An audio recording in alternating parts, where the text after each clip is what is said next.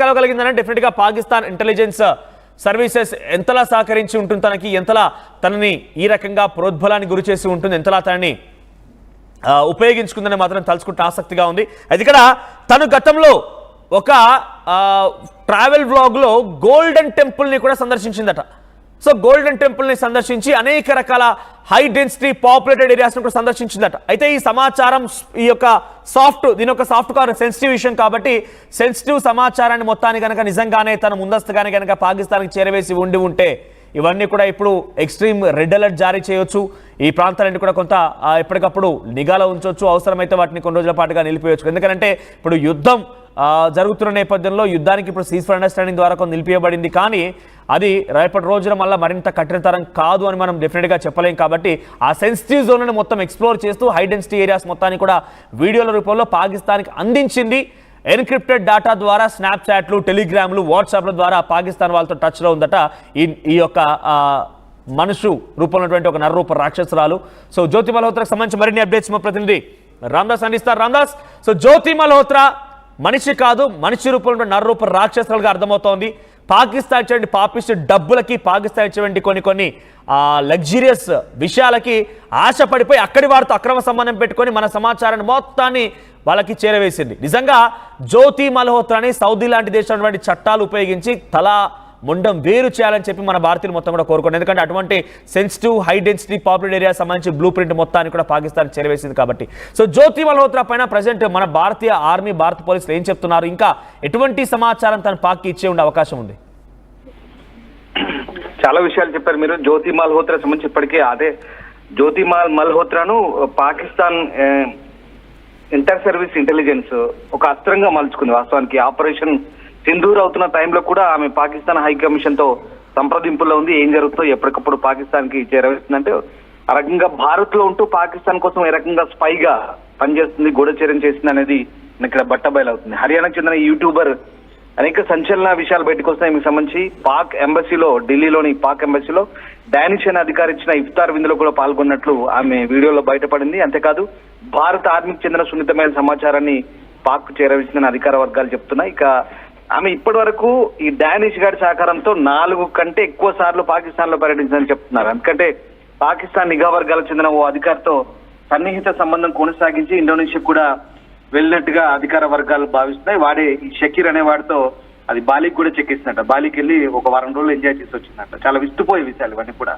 వీళ్ళంతా కూడా పిఐఓస్, Pakistan intelligence operatives.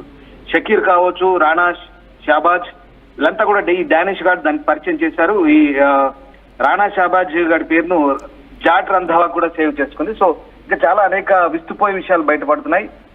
ప్రస్తుతం 5 రోజుల పోలీస్ కస్టడీలో ఉన్న ఆమెను అనేక యూట్యూబ్, ఇన్స్టాగ్రామ్ వీడియోలను పోలీసులు క్షుణ్ణంగా పరిశీలిస్తుంటే చాలా అంశాలు బయటపడుతున్నాయి. అందులో ఓ వీడియోలో ఢిల్లీలోని పాక్ ఎంబసీలో డానిష్ అనే అధికారి ఇచ్చిన ఇఫ్తార్ విందులో ఆమె పాల్గొంది. ఎవడో కాదు డానిష్, మనం పర్సన్ నాన్ గ్రాటా అంటే మనకు ఏ రకంగా మన ప్రజలకు సమ్మతంగానే వ్యక్తిగా నిర్ధారించి మనం బహిష్కరించిన డానిష్ తో ఈమె చాలా సన్నిహితంగా ఉన్నట్టుగా చాలాసేపు మాట్లాడుతున్నట్టుగా అక్కడ మనకు ఆ వీడియోలో కనబడుతుంది. సో ఆ డానిష్ సహకారంతోనే పదే పాకిస్తాన్ కు వెళ్ళొచ్చింది. పాకిస్తాన్ పర్యటనలో అనేక డాక్యుమెంట్లు కూడా చేసి మీరు చెప్తున్నట్టుగా మరియం షరీఫ్ తో కూడా ఆమె, అంటే నవాజ్ షరీఫ్ కూతురుతో కూడా ఆమె వీడియోలు చేసింది. చాలా ఉన్నాయి ఇట్లాంటి. సో పాకిస్తాన్ లో భారత అమ్మాయి, లాహోర్ అన్వేషిస్తున్న భారత అమ్మాయి, కటాస్ రాజ్ ఆలయంలో భారత అమ్మాయి, పాకిస్తాన్ లో లగ్జరీ బస్సు నడిపిన భారత అమ్మాయి, ఇట్లాంటి టైటిల్స్ పెట్టుకొని ఆ మాజీ ప్రధాని నవాజ్ షరీఫ్ కుమార్తె మరియం నవాజ్ షరీఫ్ ను కూడా ఈ యూట్యూబర్ కలిసింది. సో ఇవన్నీ బయటపడుతున్నాయి. ఢిల్లీలోని పాకిస్తాన్ ఎంబసీలో ఆమె చేసిన వీడియోలు, వాళ్ళతో టచ్ లో ఉన్నటువంటి అంశాలు, వాట్సాప్, టెలిగ్రామ్, స్నాప్చాట్, ఈ డేటా మొత్తం భారత ఆర్మీకి చెందిన సున్నితమైన సమాచారాన్ని పాకిస్తాన్ కు చేరవేసింది. ఒక రకంగా కంప్లీట్ గా అమ్ముడుపోయింది ఇది. సో జ్యోతి మల్హోత్రా జమ్మూ కాశ్మీర్ లోని శ్రీనగర్ లో సహా కొన్ని ప్రాంతాల్లో పర్యటించి అసలు పహల్గామ్ అటాక్ కు ముందు కూడా అక్కడ తిరిగినట్టుగా తెలుస్తుంది, అక్కడ పర్యటించినట్టుగా తెలుస్తోంది. సో భారత్ చెందిన సున్నితమైన సమాచారాన్ని మొత్తం శత్రు దేశానికి అందించింది. చేరవేయట్లో నంబర్ 1 పాత్ర పోషించింది అనేది పక్కాగా ప్రూవ్ అవుతుంది. సో తక్కువేం కాదు. ఈమె కుటుంబం ఢిల్లీలో ఉంటుందట. హర్యానా ఈసారి వీళ్ళు ఈమెకు 3.5 లక్షల పైగా సబ్స్క్రైబర్ ఉన్నారు. ఇన్స్టాగ్రామ్ లో 1.5 మంది ఫాలో ఉన్నారు. సో ఇదే అదనుగా భావించి యూట్యూబ్ ను, ఇన్స్టాగ్రామ్ ని వీటిని అడ్డం పెట్టుకొని ఒక లాగర్ గా చలామణవుతూ కంప్లీట్ గా భారత్ కు సంబంధించిన సమాచారం అంతా కూడా ఈ డానిష్ అనే వాడి సూచనలతో కంప్లీట్ గా పాక్ నిఘా రక్షణ వర్గాలకు ఎప్పటికప్పుడు చేరవేస్తుంది. వాళ్ళు ఇచ్చినటువంటి డబ్బు, వాళ్ళు ఇచ్చినటువంటి ప్రలోభాలకు లొంగి సో ఆ రకంగా వాళ్ళతో అసలు కొన్ని కాంటాక్ట్స్ వ్యక్తిగత సంబంధాలు కూడా పెట్టుకొని ఇది చేస్తుంది. సో ఆ రకంగా ప్రస్తుతం మొత్తం గుర్తించారు. ఆమె అఫీషియల్ సీక్రెట్స్ అన్ని కూడా ఆ యాక్ట్ కింద ఆమె కేసులు పెట్టారు. ఆమె ల్యాప్టాప్ స్వాధీనం చేసుకున్నారు. అంతేకాదు ఆమె ప్రస్తుతం ఆమె అకౌంట్లను కూడా సీజ్ చేశారు. పూర్తిగా ఆమె చేసినటువంటి అంశాలన్నీ కూడా నిబురిపోయే అంశాలు. మనకు చెప్తాను, హైదరాబాద్ మీరు అన్నట్టుగా హైదరాబాద్ తో కూడా టచ్ ఉంది. జ్యోతి మల్హోత్రా జాడలు హైదరాబాద్ లో కూడా కనిపించాయి. 2023లో ప్రధాని మోదీ వర్చువల్ గా హైదరాబాద్ బెంగళూరు వందే భారత్ ను ప్రారంభించినప్పుడు ఆమె బాగా హడావుట్ చేసింది. ఇక్కడ సికింద్రాబాద్ రైల్వే స్టేషన్ లో అప్పటి గవర్నర్ తమిళసైతో పాటు కేంద్ర మంత్రులు కిషన్ రెడ్డి, బండి సంజయ్ పాల్గొన్న కార్యక్రమాలు కూడా యూట్యూబర్ అని చెప్తూ వీడియోలు తీస్తూ హడావుట్ చేస్తుంది. తాజాగా ఇప్పుడు జ్యోతి మల్హోత్రా లాంటి వాళ్ళకి చాలా మందికి ఇంకా తన కాంటాక్ట్ లోకి వెళ్ళింది. చాలా ప్రాంతాలకి, చాలా రాష్ట్రాలకు కూడా వెళ్ళిపోయి కొన్ని ప్లేస్ ఎక్స్ప్లోర్ చేసింది. విత్ ఇన్ ఇండియాలో కూడా తనకి చాలా మంది పరిచయిస్తున్నారని చెప్తున్నారు. సో వాళ్ళని కూడా అనుమానించే అవకాశం ఉందా? ఉదాహరణకి ఒరిస్సా ప్రాంతంలో పూరి అనేటువంటి ప్రాంతంలో ఒక యూట్యూబర్ కూడా ఉన్నారు. తనని కూడా అరెస్ట్ చేసే అవకాశం ఏదైనా ఉందా?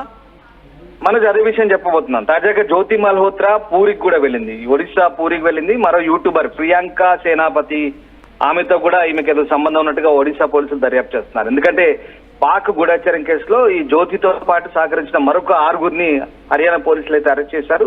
వాళ్ళ సోషల్ మీడియా ఖాతాలను పరిశీలిస్తున్నారు. ఈ పూరికి చెందిన ప్రియాంకతో సన్నిహిత సంబంధాలు గుర్తించారు. ప్రస్తుతం పూరి పోలీసు యంత్రాంగం ఎస్పీ వినీత్ అగర్వాల్ నేతృత్వంలో కంప్లీట్ గా ఇంటరాగేషన్ కొనసాగుతుంది. 2024 సెప్టెంబర్ 26న పూరి వచ్చిన జ్యోతి అక్కడ శ్రీక్షేత్రాన్ని సందర్శించింది. స్థానికంగా హోటల్లో ఉన్న ఆమె అక్కడి దర్శనీయ ప్రాంతాలకు వెళ్ళింది. ఆ సమయంలో ప్రియాంకతో కలిసి తిరిగింది. సో అక్కడ శ్రీక్షేత్రంపై ఇప్పటికే ఉగ్రవాదుల కాలున్నాయని కేంద్ర ఇంటెలిజెన్స్ వర్గాలకైతే సమాచారం ఉంది. ఈ పరిస్థితుల్లో మరి జ్యోతి అక్కడ జగన్నాథ స్వామి దర్శనానికి వచ్చిందా, లేకుంటే రెక్కీ చేసిందా, పాకిస్తాన్ కి ఏమైనా సమాచారం అందించిందా అనే కోణంలో కూడా ఇప్పుడు అనుమానాలు వ్యక్తమవుతున్నాయి. ఇక ఈమె పరిచయం చేసుకున్న ప్రియాంక, పూరికి చెందిన అమ్మాయి ప్రియాంక కూడా 3 నెలల క్రితం పాకిస్తాన్ లోని కర్తార్పూర్ ను సందర్శించింది. ఈ నేపథ్యంలో ఆమె అక్కడ ఎందుకు వెళ్ళి ఏం చేశారు, ఎవరెవరిని కలిశారనే అంశాలు కూడా ప్రస్తుతం కీలకంగా మారుతున్నాయి. జ్యోతి మల్హోత్రా ఒక్కతే కాదు, ఆమెకు సహకరించిన అందరిపై కూడా ప్రస్తుతం పూర్తి స్థాయిలో నిఘా పెట్టారు. అసలు కంప్లీట్ గా పాకిస్తాన్ ఇంటెలిజెన్స్ ఆపరేటివ్స్ తో, పాకిస్తాన్ నిఘా వర్గాలతో ఆమె నేరుగా సంప్రదింపులు పెట్టుకుంది. వాళ్ళు ఆమెను అస్త్రంగా చేసుకున్నారని ఖచ్చితమైనటువంటి ఆధారాలు అయితే కనబడుతున్నాయి. ఇన్ఫ్లుయెన్సర్ ముసుగులో జ్యోతి పూర్తిగా ఇతర ఇన్ఫ్లుయెన్సర్లతో కూడా టచ్ లో పెట్టుకొని ఇదంతా ఒక సిండికేట్ బ్యాచ్ గా తయారైంది. వీళ్ళంతా కూడా పైసలకు కక్కుడుపడి వీళ్ళంతా కూడా, అంతేకాదు జ్యోతి చైనాకు కూడా వెళ్ళొచ్చినట్టుగా పోలీసు అధికారులు గుర్తిస్తున్నారు.